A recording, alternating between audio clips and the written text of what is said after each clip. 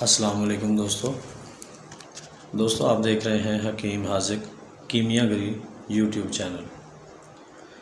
दोस्तों आज हम अपने दोस्तों को बताएंगे कि गंधक का अक्सीरी तेल किस तरह तैयार करना है। सबसे पहले हम बताएंगे इंशाल्लाह कि नीले थोथे को किस तरह सफ़ेद करना है, कॉपर सल्फेट को वाइट किस तरह करना है और आगे फिर उससे गंधक का अक्सीरी तेल किस तरह तैयार करना है। तो दोस्तों इसमें सबसे पहले नंबर पर आपने लेना है नीला थोथा और पोटाशियम आयोडाइड। पोटाशियम आयोडाइड और नीला थोथा ये आपने दोनों हम वज़न लेने हैं। एक एक तोला ले लें, दो दो तोला ले लें। जितना आपने नीला थोथा सफ़ेद करना है उतना लेके उसके बराबर वज़न आयोडाइड लेना है। इन दोनों को दोस्तों आपने अच्छी तरह खरल करना है। मुसलसल 1 घंटा इनको आपने खरल करते रहना।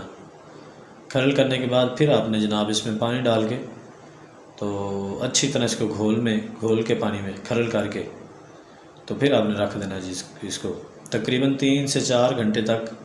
नीला थोथा नीचे बैठ जाएगा पानी में और पोटाशियम आयोडाइड पानी में हल हो जाएगा। दोस्तों इसमें पानी की कोई मिकदार नहीं है, जितना मर्ज़ी आप डाल दें, यानी कि इसमें पोटाशियम आयोडाइड हल होना चाहिए, इतना आपने डालना है। चाहे आप 1 पाव डाल दें, 1 किलो डाल दें, जितना भी डाल दें, ठीक है। तो उसके बाद पानी को आहिस्ता से आपने निथार के ऊपर से नीचे निकाल लेना है।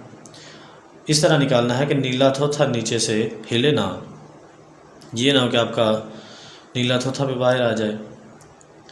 तो दोस्तों ये पानी निथार के आपने बाहर निकाल लेना है और फिर इसी नीले थोथे को आपने लेकर फिर इसमें पोटाशियम आयोडाइड मिलाना है। ये अमल दोस्तों आपने 5 मरतबा करना है। जब 3 मरतबा आप कर चुकेंगे तो आपका नीला थोथा सफ़ेद हो जाएगा इंशाल्लाह। लेकिन ये अमल आपने मुकम्मल 5 मरतबा करना है इसी तरह, ठीक है जी। तो इसके बाद आपका ये नीला थोथा इंशाल्लाह सफ़ेद हो जाएगा और ये काम करने के काबिल हो जाएगा, ठीक है जी। फिर उसके बाद आपने गंधक लेनी है 1 पाव, गंधक आमला सार 1 पाव लेनी है आपने और अनबुझ चूना आपने लेना है 4 से 5 किलो, ठीक है जी। इसको आपने जनाब डालना है एक कढ़ाई के अंदर या डाल लें या रोगनी हांडी में डाल लें, इसकी कोई टेंशन नहीं है, जिसमें मर्ज़ी आप ये अमल कर लें। तो आधा आपने ये डाल देना है अनबुझ चूना पीस के नीचे, उसके ऊपर आपने गंधक की डलियाँ चुन देनी है, ठीक है जी। 2-2 तोले की डली हो जाए, 1-1 तोला की डली हो जाए, 1 पाव गंधक आपने थोड़े थोड़े फासले पे रख के ऊपर बाकी का नीला थोथा कह रहा हूँ चूना आपने उसके ऊपर डाल के तो फिर आपने उसको ढक के तो इसको आपने बातदरीज आंच पे रख देना है। बातदरीज इसके नीचे आपने आंच जलानी है 5 घंटे तक, यानी कि पहला 1 घंटा आपने फुल नरम आंच देनी है। उसके बाद अगले 2 घंटे तक आपने 2 चौबी देनी है, यानी कि पहला 1 घंटा 1 चौबी, फिर 2 चौबी और फिर अगले 2 घंटे तक 4 चौबी, ठीक है दोस्तों। उसके बाद आपने इसको ठंडा करके निकाल लेना है इसमें से गंधक को निकाल के फिर आपने इसको खरल करना है, इसका वज़न करना है। वज़न करके इसके वज़न के बराबर आपने नौशादर लेना है कायम, नौशादर कायम चूना सद्दफ वाला, ठीक है दोस्तों।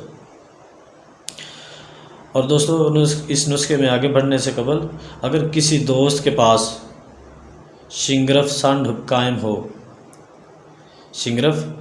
कायम हो तो वो मेरे व्हाट्सएप नंबर पर रब्ता करे, मैं उसको इंशाल्लाह उसका ख़तकश आयल तैयार करवा दूँगा, ठीक है इंशाल्लाह ताला। जिस भी दोस्त के पास हो वो मेरे व्हाट्सएप पे आए, मैं उसको उसका ख़तकश तेल तैयार करवा दूँगा, ठीक है दोस्तों। अच्छा दोस्तों, तो नौशादर कायम आप लेना है चूना सद्दफ वाला। इन दोनों का आपने बराबर खरल कर लेना है। खरल करके आध शीशी अगर मिल जाए तो बेस्ट है, अदरवाइज़ ये जो फ्लैजल की बोतल होती है मेडिकल में डॉक्टरों के पास, उसमें आपने इन दोनों को डाल के ऊपर कार्क लगा के इसको जनाब खिचड़ी में आपने दम पुख्त कर देना है।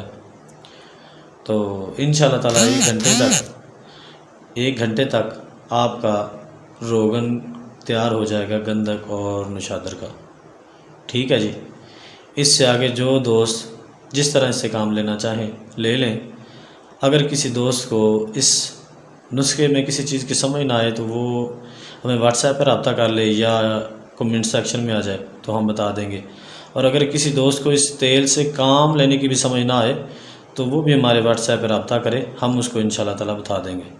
तो चलें दोस्तों, मिलते हैं इंशाल्लाह नेक्स्ट नुस्खे में। तब तक के लिए इजाज़त दें। अल्लाह हाफिज़।